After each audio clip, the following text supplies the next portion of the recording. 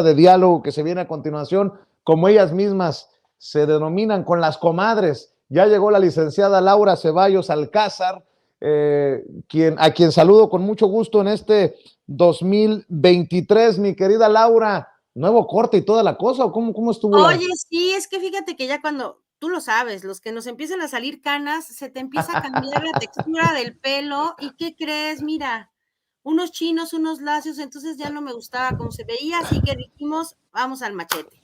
Al machete, bueno. La peluca. La licenciada Laura Ceballos Alcázar, abogada por la UNAM con especialidad en Derecho Electoral, colaboradora de Sin Línea MX y orgullosamente miembro de estas mesas de diálogo de Sin Censura. Ya llegó también nuestra querida Alina Duarte, nuestra reina de Xochimilco, nuestra corresponsal. Gracias, Alina, por llegar también en este 2023 para hablar sin censura. Un abrazo, Alina. No, hombre, yo feliz, un saludo a mi comadre después de tanto tiempo de no vernos, hasta parece que fue hace un año. Yo feliz de estar aquí, empezando, arrancando el año aquí, sin censura, Vicente. A ver, déjenme plantearlo con esto de la elección de la ministra Piña y no de Yasmín Esquivel, luego de estos días de intenso ataque a la ministra Yasmín Esquivel, a quien no conozco y no tengo el menor interés de defender en caso de que haya incurrido en alguna irregularidad. Voy a poner esto sobre la mesa. ¿No terminaría siendo un ataque misógino si después de esta elección hoy en la Suprema Corte de Justicia de la Nación, todos los que han atacado a Yasmín Esquivel se quedan callados y dicen, vamos a lo que sigue? Digo, si realmente están interesados en que si hubo una irregularidad se corrija, si realmente estos que investigaron el supuesto plagio están interesados en ir contra la corrupción, deberían de ir hasta las últimas consecuencias, ¿no? Porque de otra manera se confirmaría que el ataque es misógino y que el ataque llevaba otro interés que no tiene nada que ver con corregir lo que supuestamente está mal. ¿O cómo lo ves tú, Laura? ¿Exagero con lo que digo? Fíjate, Vicente, que además de que creo que estás en lo correcto, hay dos detalles previos. Me encantó ver que ahora, ay, mis pelos, ahora hay un montón de expertos en elaboración de tesis, titulación por medio de tesis, cuando hay gente que ni siquiera estudió ni en la UNAM, ni estudió una carrera universitaria, por ende no se tituló, y exigían la cabeza de la ministra, no solamente que le quitaran el título, que obviamente invalidaran toda su carrera de 30 años de antigüedad, sino que además querían que la corrieran de la corte, exigiendo el cumplimiento de una justicia que ellos ya habían decretado que era tal. Eso por un lado, pero por otro, y esto que dices es bien sintomático. Ahorita que estamos viendo que es una ministra mujer la que va a presidir los próximos 4 años la Suprema Corte del Consejo de la Judicatura, que de alguna manera estamos viviendo en México esta ola de es tiempo de las mujeres. Obviamente no quisiera yo que también hubiera atacado a la ministra Norma cuando no había nada que atacarle en materia de su titulación o de su tesis, etcétera. Pero es cierto esto que dices, de alguna manera ya se callaron las voces que gritaban exigiendo que se aclararan las cosas con la ministra Yasmín, porque de alguna manera el trabajo hecho está. La cosa era que ella no llegara a la Corte, a la presidencia de la Corte y al Consejo de la Judicatura, porque, bueno, ahora quien queda, la ministra Norma Lucía, pues es una ministra que sucede a Olga Sánchez Cordero, que es parte de un grupo ultra derechito, conservador, que no pisará muchos callos, que aunque sea mujer no nos garantiza que los derechos de las mujeres estarán pues tan protegidos, incluso como lo hizo el propio presidente saliente Saldívar, que pues él sí en un intento de hacer progresar y desarrollar el potencial que tiene la Corte de convertirse en un tribunal, no nada más de justicia como lo es, sino de avanzada a nivel de derechos humanos en el mundo, tuviera el arrojo de votar a favor en temas polémicos como pocas personas lo hicieron en la Corte, como por ejemplo, entre otros, el aborto o las reformas electorales. Entonces, perdón, las reformas, la reforma en materia eléctrica. Entonces, no estaremos teniendo a una presidenta de la Corte tan progresista como en teoría una mujer debiera hacerlo, pero pues por lo menos quitaron del camino a la que sí ofrecía a lo mejor visos de una votación más poderosa. Entonces, de alguna manera creo que el trabajo hecho está y dejaremos de escuchar esas voces que exigían su salida, pero ojo, yo creo que si ahora empezaron ese trabajo, pues tendremos que exigir que lo terminen y que se demuestre de un lado o de otro quién es el culpable del supuesto plagio para que nos quede bien claro de dónde venía también el ataque, porque pues dejar las cosas así es como cuando acusaron al senador Félix Salgado de haber ejecutado actos de violencia en contra de una mujer y luego cuando el trabajo estaba hecho, la mujer incluso fue a retirar esta denuncia en contra de Félix. Entonces creo que es importante que se persiga hasta las últimas consecuencias para que se vea de parte de quién también surgieron estos ataques, ¿no? Ahora, pues hay que hablar de la visión de la nueva presidenta de la Suprema Corte de Justicia de la Nación, más allá de que si va a ser sumisa ante Andrés Manuel López Obrador, que creo que no va a ocurrir, que si es amiga o si es esposa del amigo del presidente, se acabaron esos debates de muy bajo nivel, creo yo, o deberían de acabarse. Ahora hablemos de temas, hablemos si realmente esta presidenta va a buscar acabar con la corrupción y transformar al Poder Judicial como lo proponía Arturo Saldívar, por ejemplo, mi querida Alina Duarte, entendiendo que muchos de los problemas que vamos viendo en esta cuarta transformación tienen que ver con un Poder Judicial que está repleto de intereses y no necesariamente la justicia sería uno de ellos. Totalmente, yo creo que hay muchos temas, ¿no?, que arroja la Suprema Corte. Primero, yo nuevamente quiero celebrar el hecho de que hoy la población está al pendiente de la elección de la Suprema Corte de Justicia. Esto habla del nivel de politización de la misma ciudadanía. En tiempo atrás, definitivamente estos debates no ocurrían por el simple hecho de que no había mucho que poner sobre la mesa cuando todos eran electos, afines a ciertos grupos, ¿no?, de poder, desde el grupo Atlacomulco, etcétera, etcétera. Entonces, yo creo que hoy el que estemos debatiendo esto y que la población, incluso en redes sociales, hoy se esté pues preguntando, sea sobre Yasmín Esquivel, sea sobre quien sea de los ministros, eso habla de que vamos avanzando como sociedad, ¿no? Lo que vamos es priorizando el debate. Tú mencionas, Vicente, que tendríamos que estar acabando con o elevando el nivel de debate. Yo creo que eso es el deseo, ¿no?, máximo que puedo tener. Sin embargo, bueno, eso va a estar presente en las portadas del Reforma, del Universal. Eso no se va a ir tan fácilmente y eso es parte justamente de ocultarle a la población lo que está ocurriendo, el mantener los altos debates para ciertos funcionarios, para ciertos círculos. Así que hay una gran tarea para democratizar todavía la información, el que hoy se presentaran incluso fallas dentro del sistema de transmisión de la Suprema Corte, pues habla bastante, o que la gente estuvo saturando el sitio tratando de seguir la transmisión, o simplemente que no decidieron hacerlo tan masivo, ¿no?, este debate. Yo creo que hay muchas cosas, ¿no? O sea, podríamos desgranar todo esto que ha ocurrido hoy desde el rol de la UNAM. Hace rato que mencionabas lo que dijo, ¿no?, el rector, como si sale la UNAM en estos casos. Recordaba, ya quisiera yo que el rector se pronunciara cuando hay casos de abuso, de incluso de feminicidios en la UNAM, ¿no?, de violencia de género. Eso no lo hacen, pero en estos casos pues sí se ha pronunciado la UNAM, lo cual espero se haga costumbre, porque creo que hay muchas cosas que dentro de la máxima casa de estudios, yo siempre he dicho que la UNAM es como un mini México, ¿no?, donde se replican todas estas estructuras de poder. Incluso también creo que por ahí no ha llegado la cuarta transformación o ninguna transformación. Hoy la UNAM se rige por una junta de gobierno que unos cuantos eligen, donde las convocatorias no son amplias, es decir, la toma de decisiones tendría que pasar por los alumnos, por los profesores, por los trabajadores de la UNAM, y eso no está ocurriendo. Hay mucha opacidad también dentro de este organismo.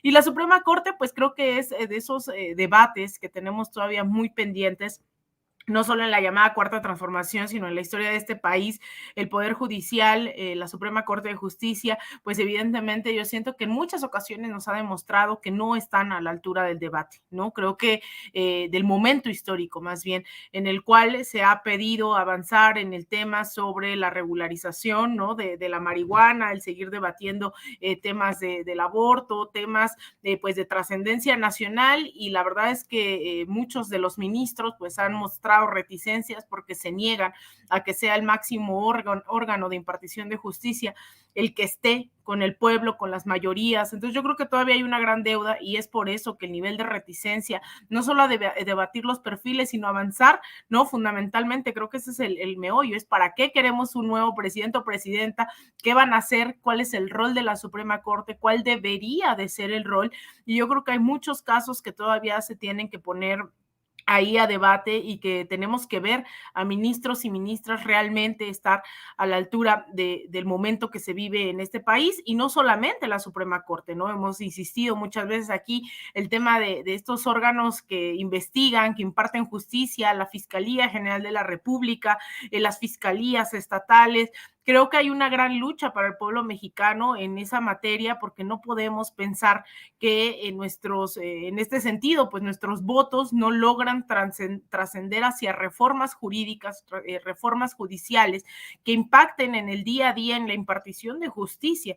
O sea, tenemos casos, ¿no? Brutales, en donde el mismo presidente, ¿no? Por ejemplo, el caso de Israel Vallarta, en el cual el mismo presidente dice, pues yo no puedo hacer nada porque no se le ha dictado una orden, no se le ha dictado una sentencia. Entonces el presidente, incluso el mismo presidente de la República, no puede hacer nada al respecto, ¿no? Aun cuando él cree que no cree, se ha demostrado que esto fue un caso, ¿no? Donde hubo pues más que evidencias de la culpabilidad de Israel, evidencias de que esto fue creado, de que esto fue un montaje, y que hay responsables claros de otras administraciones que deben ser procesados por ello, y ni siquiera el máximo representante de este país tiene herramientas para poner fin a esta injusticia muy específica. No se diga las miles de injusticias cometidas, no solo de Israel Vallarta, de Florence Cassette, sino las miles de justicias que se cometen día a día en contra de poblaciones indígenas, de mujeres, que evidentemente ahí no se puede hacer más, porque necesitamos reformas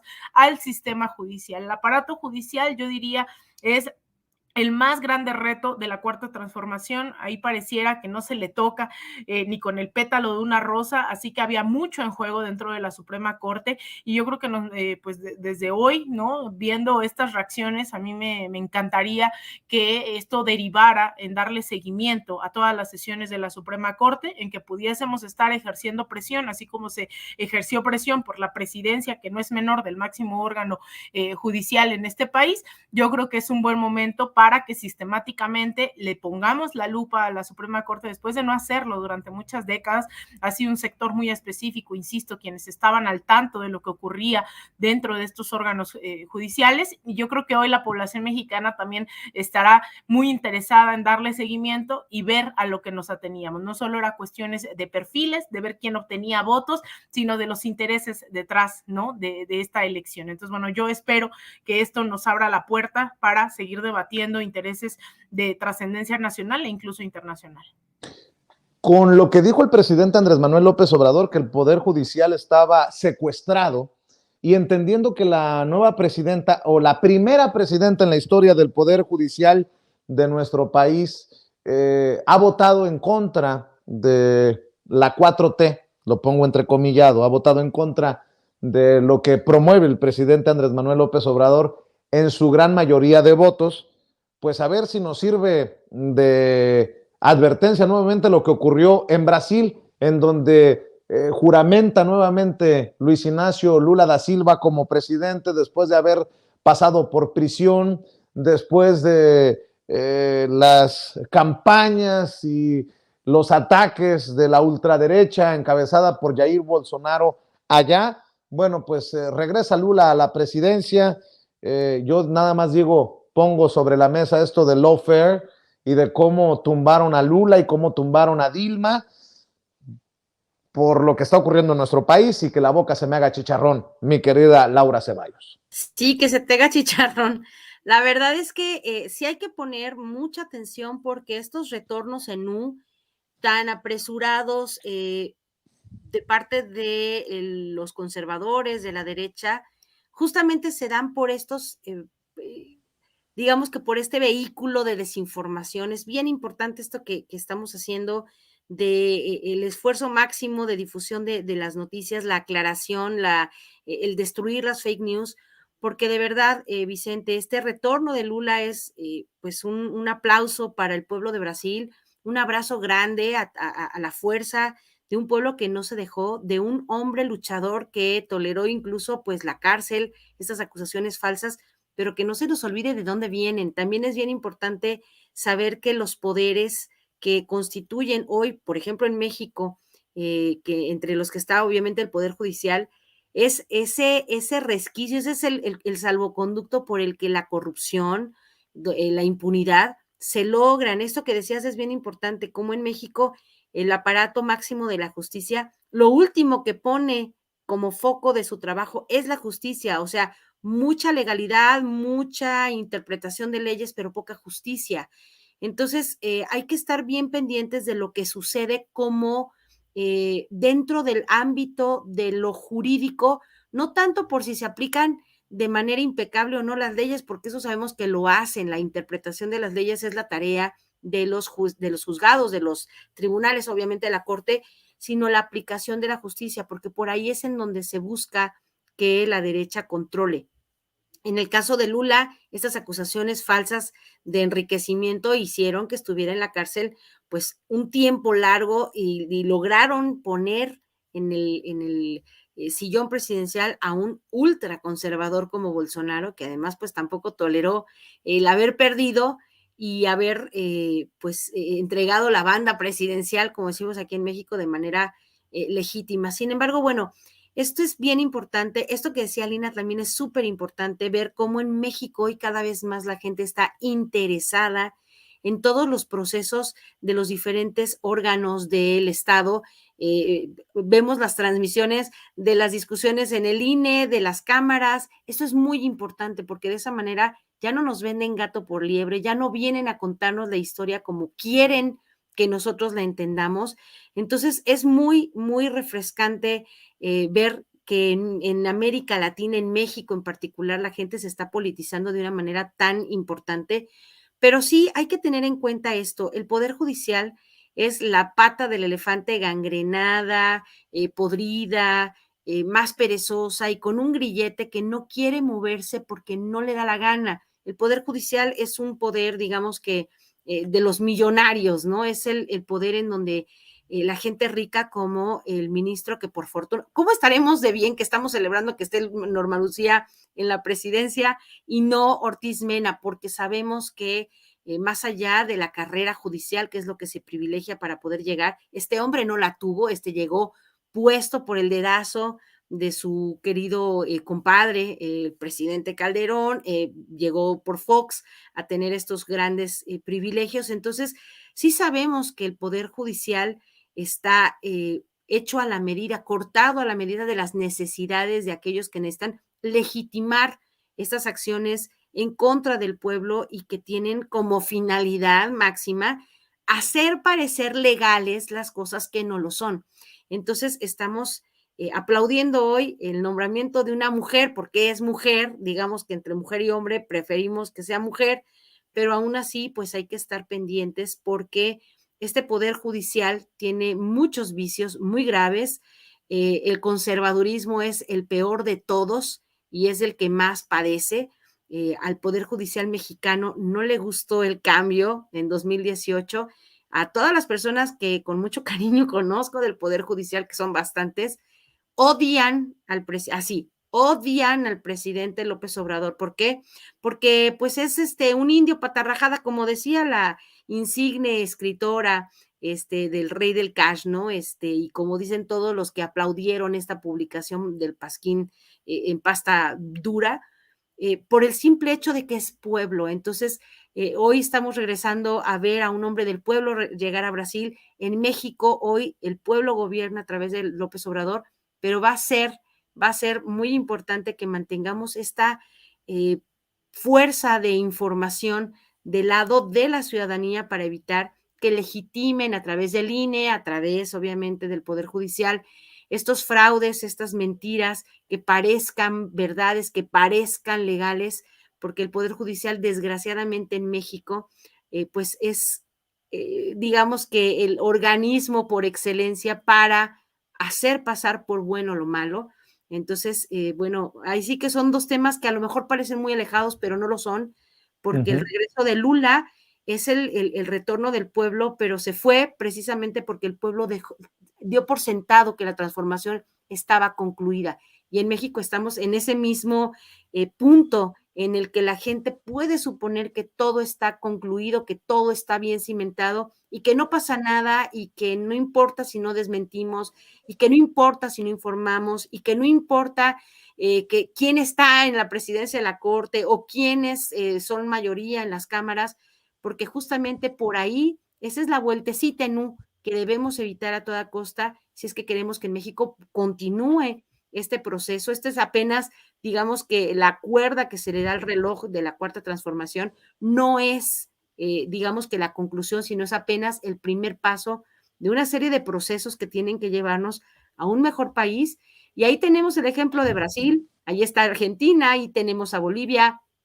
Creo que mi querida comadrita sabe de estos temas internacionales mucho más que yo, pero sobre todo hay que vernos en esos espejos reflejados si es que queremos que esto permee para muchos años y que esta cuarta pata del elefante gangrenado deje de estar aprisionada por este grillete que son los conservadores, que son los que han monopolizado justamente el uso y el abuso de la justicia en México.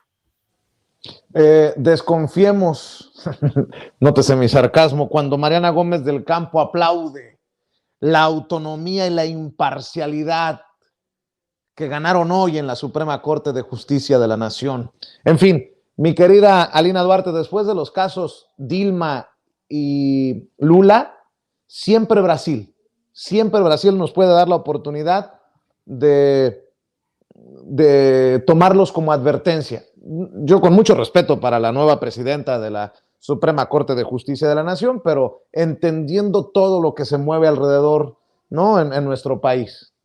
Totalmente, yo creo que no solo Brasil, sino América Latina en los últimos 20 años, ¿no? Los casos son múltiples y con muchas especificidades, no es que haya un solo menú en la carta del golpismo, en la carta de desestabilización, en realidad hay muchas formas, ¿no? Y creo que el Poder Judicial, la parte electoral ha sido fundamental dentro de estos procesos para esto que se denomina, ya lo mencionabas, el lawfare, esta guerra pues jurídica, pero también mediática en contra de estos gobiernos que tienen una característica, eso sí en común, que es que son democráticamente electos y otra que son, se asumen progresistas, ¿no? A pesar de que no hay una sola definición de progresismo, pues lo cierto es que tiene muchas características como la implementación de estos programas sociales, el pensar en los sectores históricamente excluidos, poner más peso en los debates sobre las mujeres, sobre los pueblos originarios, etcétera, etcétera. Y eso lo vimos el día de ayer, fue bastante simbólico con el caso de Lula da Silva, en su toma de protesta. Creo que si algo caracterizó también a su gobierno y al gobierno pues que fue destruido con un golpe parlamentario de Dilma Rousseff, fue justamente poner el acento en esta gente que ayer le dio la banda presidencial. Fue muy bello ese momento, fue uno de los tantos momentos que Lula rompió en llanto el día de ayer durante su toma de protesta, en la cual fue acompañado, por ejemplo, de un líder de más de 90 años de la Amazonía, estuvo ahí presente, estuvieron personas con discapacidad, personas, mujeres negras, ¿no? O sea, niños, las infancias también negras. Yo creo que eso fue muy simbólico y es por eso el poner el acento en estas poblaciones que empiezan las derechas a tratar de articularse en contra de estos gobiernos porque ven mermados sus intereses, y lo han hecho en el caso de Lula a través del Poder Judicial. Le pusieron miles de trampas, ¿no? Y después Nos enteramos que fueron pruebas creadas totalmente en contra de Lula para ponerlo en la cárcel y además lograron encarcelarlo 580 días, lograron ponerlo tras las rejas, fue la difusión de estas pruebas, pero sobre todo diría yo la movilización popular. Hace unos días teníamos una clase en el Instituto Nacional de Formación Política y yo les decía, ¿qué les vengo a contar a las y los mexicanos? ¿Cómo se derrota esto? Si aquí ya se hizo, ¿no? En el 2004 con el intento de desafuero ha sido de los ejemplos que hoy se usan a nivel América Latina para dar cuenta de cómo sí se puede derrotar estas campañas de lawfare que tiene que ver con la información, con la concientización, con la organización y la movilización, que fue lo que ocurrió en el intento de desafuero de Andrés Manuel López Obrador. Ese fue un claro ejemplo de lawfare, ya lo intentaron con el entonces jefe de gobierno Andrés Manuel López Obrador y fue la gente, fueron los medios independientes, fueron el repartir folletos, el tocar puerta por puerta, lo que impidió que en ese momento a Andrés Manuel le pasara incluso lo que le pasó a Lula da Silva, que además de encarcelarlo, pues buscaban y lo inhabilitaron también para las elecciones, ¿no? Que era el fondo del asunto, las elecciones presidenciales, en las cuales pues obviamente perdió el PT y ganó Jair Bolsonaro, y ahora, después de todo eso, nuevamente es la información, la concientización, la movilización, lo que pone nuevamente a Lula da Silva el día de ayer por tercera ocasión en la presidencia de Brasil. Fue algo, insisto, muy, muy emotivo, el ver cómo le ponían la banda presidencial, lo recibió también, recibió a los líderes mundiales, recibió también, miren, ahí están, cómo le pusieron la banda presidencial a Lula da Silva el día de ayer. También se reunió, bueno, recibió a Beatriz Gutiérrez Müller junto con Janja Lula, la esposa de Lula da Silva, y está. Es decir, ayer fue un día muy emotivo que no habría sido posible si no se derrotaba a la derecha, no solo a través de las urnas, sino a través de un proceso de concientización, de información y de derrotar, ¿no? Por la vía de la movilización masiva, de la concientización masiva, a estos sectores jurídicos, políticos, electorales que han operado históricamente en contra de estos gobiernos. Ahora Lula hizo alianzas también con muchos sectores de la derecha, eso hay que tenerlo claro, tal vez no lo hubiesen dejado llegar si su vicepresidente no hubiese sido Geraldo Alckmin, un empresario que incluso en otras elecciones compitió en contra de Lula da Silva. Ahora llegan en fórmula también en un mensaje de que no van a atacar a los empresarios, ¿no? Que era lo que le adjudicaban a él, a Andrés Manuel, a toda la izquierda latinoamericana.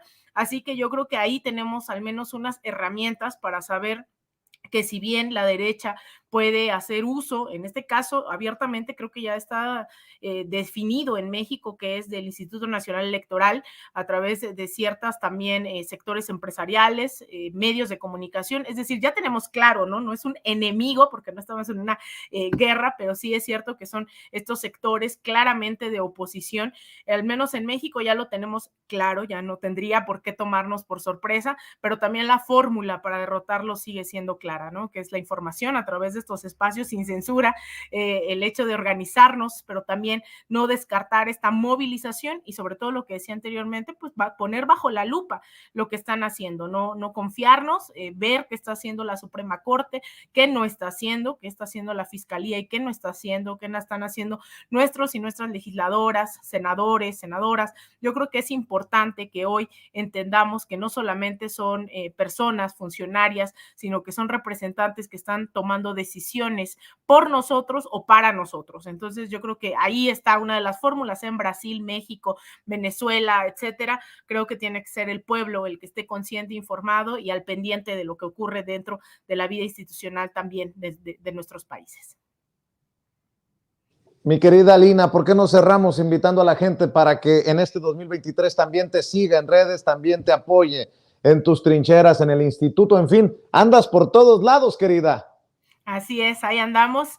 Bueno, ahí está, yo me he despedido el día de ayer de los medios públicos, pero mi último reportaje fue de Lula da Silva, así que pueden ir, lo posté en mis redes sociales, me encuentran como @Alina Duarte_ en Instagram _Alina Duarte, en facebook.com /Alina Duarte periodista, ahí subí este reportaje para que quienes quieran ver justamente cómo se llegó a un 1 de enero del 2023 con Lula. Bueno, traté de hacer un recuento, está ahí en la página de de Canal 14 también, en donde estaré, bueno, colaborando ya, será en programas especiales y demás, pero estaremos aquí todavía en Sin Censura todos los días en el Instituto de Formación Política de Morena, en donde ya también pronto, espero que en 1 o 2 semanas, anunciaremos algunos cursos que vamos a estar teniendo justo sobre América Latina, sobre algunos otros procesos. Va a venir gente desde Venezuela también a compartirnos sus experiencias. Yo creo que es un buen momento para poner el acento en lo que se ha hecho, lo que no se ha hecho, no solo en México, sino en América Latina. Así que bueno, ahí me pueden encontrar en redes sociales y yo feliz de contestarles. E insisto, pues aquí todos los días en Sin Censura. Pues te mando un abrazo a ti, Vicente, a Ceci, a don David, a Toño, también ahí a mi comadre Laura y pues bueno, obviamente a toda la audiencia que está ahí en el chat, mandando saludos. Muy feliz año nuevo a todos y todas. Claro que sí, muchas gracias, Alina. Y lo mejor está por venir en este 2023. Mi querida Laura Ceballos, ¿por qué no cerramos también invitando a la gente a tus trincheras para que en este 2023 se convierta en el año más productivo de nuestras carreras? Eso, pues yo estoy en Sin Línea MX todos los días a las 11 de la mañana cuando no tengo trabajo de abogada y bueno, estoy en Facebook como Laura Ceballos, Sin Línea MX, en Twitter como @CeballosLaura. Y también escribo para Sin Línea MX, pero también para Políticos al Desnudo los miércoles o jueves, dependiendo de cuánto trabajo tenga. Pero bueno, pues ahí los esperamos y muchísimas gracias a todos en el chat. Un saludo, feliz año, que este 2023, como dices, todos los deseos se conviertan en éxitos y pues esos planes que ya queremos que cuajen, que sean todos de éxito, querido Vicente. Muchísimas gracias a todos aquí en la familia Sin Censura. Un abrazo bien grande y pues que la pasemos excelente este año nuevo. Y a mi querida comadrita, pues un abrazo, toda mi admiración y todo en mi respeto por esos cursos que los abras en línea para que yo los pueda estudiar también. Claro que sí. Te mandamos un abrazo, Laura, te mandamos un abrazo, mi querida Alina, y prepárense porque en este 2023 vienen muchas cosas interesantes. Nos vemos al rato, muchas gracias, cuídense. Chao. Bye. Bueno, nos vamos a despedir, solamente nos queda tiempo para despedirnos, mi querido Toño. Ha iniciado